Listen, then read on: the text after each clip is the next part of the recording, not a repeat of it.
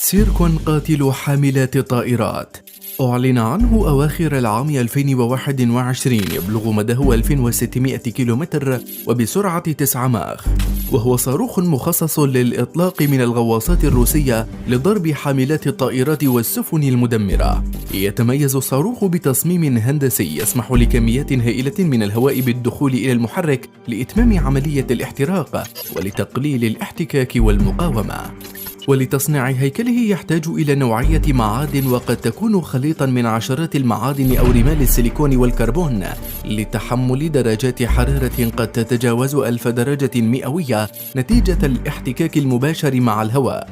ولولا التوصل لمعدن يمكنه تحمل تلك الحرارة أو التخلص منها لكان الرأس الحربي انفجر بعد ثوان قليلة من عملية الإطلاق.